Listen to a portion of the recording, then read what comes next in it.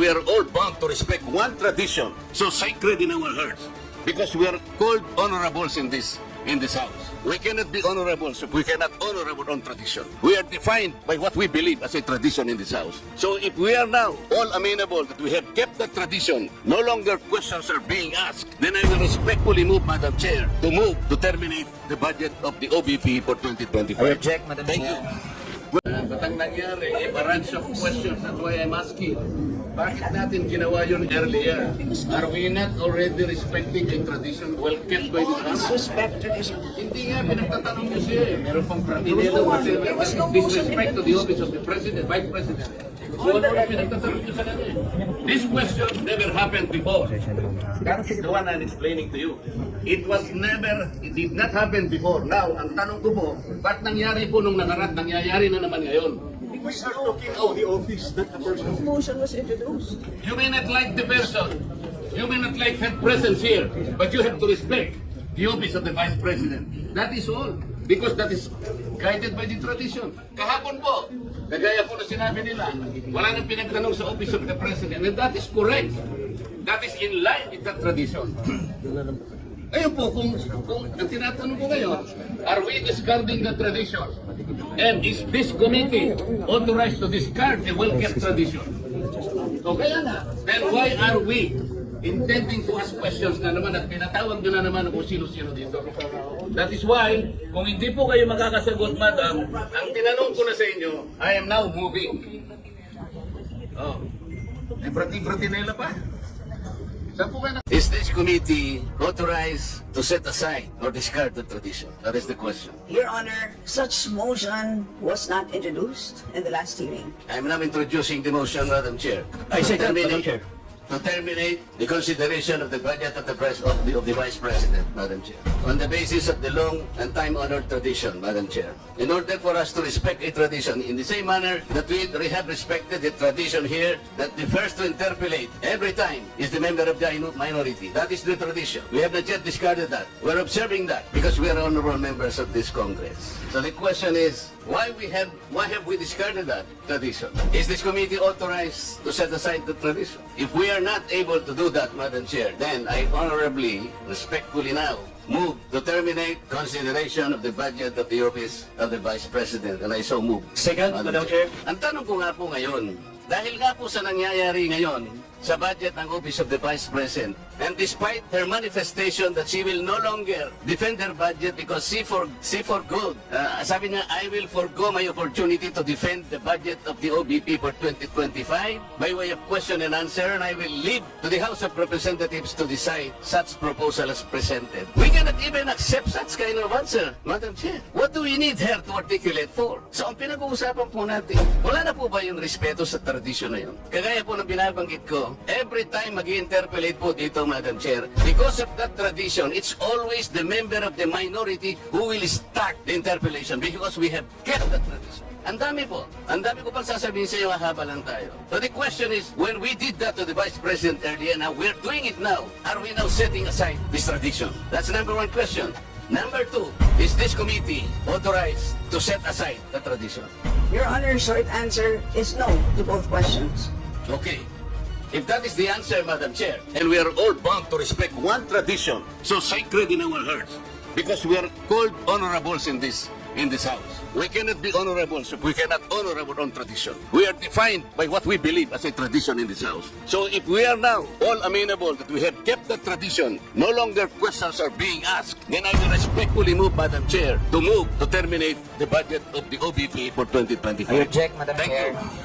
Go the opportunity of defending the OBP budget for 2025 by question and answer, and I leave it to the House of Representatives to decide on such proposal as presented. That was the template of an answer given by the Office of the Vice President. Madam Chair, napilitan po ako mag-raise ng parliamentary inquiry. I think I have earned this. If I survive my term up to next year, I would have survived also, or I would have completed 18 years in this institution. And in this length of time, I have observed a tradition. The tradition is the two highest positions of government, namely the office of the Vice President and the office of the President, are not traditionally subjected to questions. I have observed this for so long a time. May I refresh the memory of the members of this committee, Madam Chair. In 2022, the Minority Leader, Honorable Libanan, citing courtesy to the office of the Vice President, took only about 13 minutes to move for the termination of the budget of the Vice President. And after that, the Majority Leader seconded the motion. That was 2022, Madam Chair. Then 2023, no less than the Presidential son, our own Senior Deputy Majority Leader, the Honorable Sandro Marcos, stood up and invoked the long-honored tradition of according courtesy to the OVP, the Office of the Vice President. And in the same manner, he moved for the termination of the office of the budget, the consideration of the budget of the Office of the President, Vice President. I also recall, Madam Chair, that it was terminated. And with the full consternation of Honorable Franz Castro, who then objected, but her objections were never heard until she moved to make up record by way of manifestation her objection. But the committee collectively said, you can no longer do that because there was already a termination of the hearing. This is the time-honored tradition, Madam Chair. For so long a time, we have kept and observed this. We have upheld this tradition. My question is this committee authorized to set aside or discard the tradition? That is the question. Your Honor, such motion was not introduced in the last hearing. I'm now introducing the motion, Madam Chair. I second, Madam Chair. To terminate the consideration of the budget of the Vice President, Madam Chair, on the basis of the long and time-honored tradition, Madam Chair. In order for us to respect a tradition, in the same manner that we have respected the tradition here, that the first to interpolate every time is the member of the minority. That is the tradition. We have not yet discarded that. We're observing that because we are honorable members of this Congress. So the question is, why have we discarded that tradition? Is this committee authorized to set aside the tradition?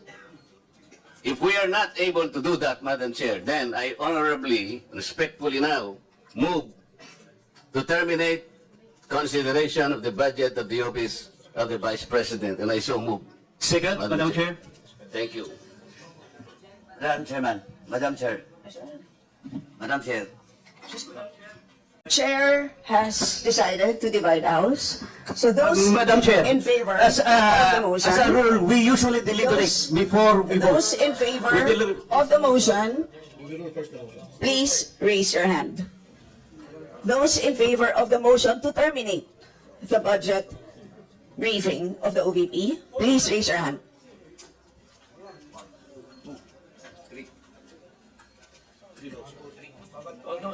Those who are not in favor of terminating, raise your hand.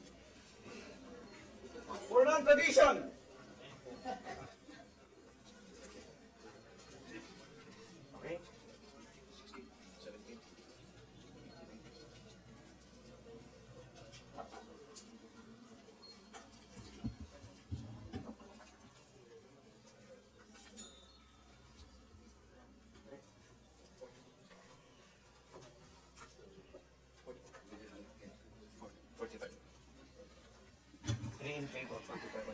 Three in favor, 45 against.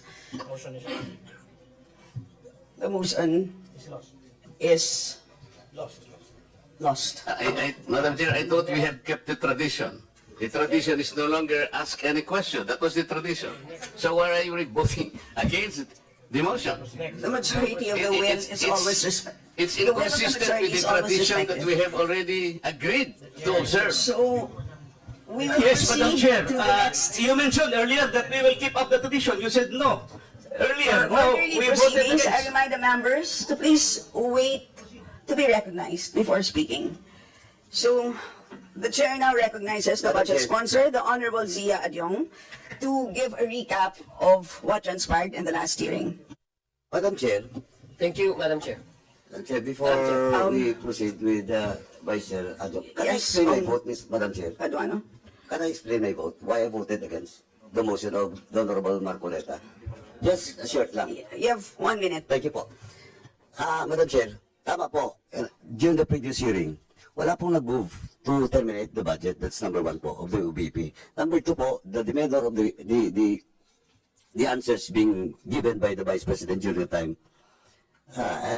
Personally, it does not satisfy this representation. Thirdly, Madam Chair, the courtesy being given to the office of the Vice President is afforded if she is present in today's hearing.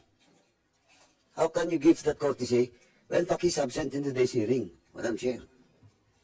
I might change my vote for that, but Was the President of the Philippines present? Please. Please I am wait about to to be be recognized, Madam recognized. Chair. Please wait to be recognized. Please proceed, Kong Paduano. You you're have not 30 yet seconds. recognized, Marcolleta. Madam Chair, maybe I will change my vote if the for the motion of Marcolleta if the Vice President is present in today's hearing. But he's absent. How can I personally vote for that? Because he's not present in today's hearing, Madam Chair, and that courtesy should be given to those head of office that should be present during the budget deliberation, Madam Chairman. Thank you. So a cherished tradition in Congress that whenever we deliberate the budget of a certain agency, that the head of the agency must be present. At this point in time, there are no staff here. The head of agency present on the office of the Vice President. And we only have a DBM here. A DBM even answered that only, the COA even answered that only the OVP could be able to answer that. Perhaps we could be able to say it. Kanina, sinabi rin po ni Kuya Marcolleta, is a cherished tradition to approve the budget immediately. But there's a cherished tradition that when we deliberate a budget of any agency, that the head of agency should be present. That is my parliamentary inquiry, Mr. Chair. So, as we had explained earlier, we received a letter dated 10 September. At doon sa liham na yon, pinaliwanag ng ating Vice Presidente na sinabit na po niya lahat ng mga documents na sa tingin niya ay kakailanganin ng Kongreso sa ating pagkilatis ng kanyang budget. Yes, Madam And Chair. so, yun po But, ang sitwasyon natin sa ngayon. Pwede natin, pagkatapos ng ating interpellation, pwede natin desisyonan kung anong gagawin. Pero sa ngayon, ipapagpatuloy muna natin ang pagtatanong. Madam Chair, let me Honorable explain, Abante. no? But her letter, actually, na her not being present here, is an insult to this institution. When we had the last hearing, I even questioned her if this institution has the right to scrutinize the budget, and she even failed to answer. My goodness, I think that her writing a letter to us telling us that she has completed it, she still must be present, Madam Chair. And because she is not present, she is actually insulting the second institution that should scrutinize the budget of the Vice President. And I do not care even if she is the Vice President, Madam Chair.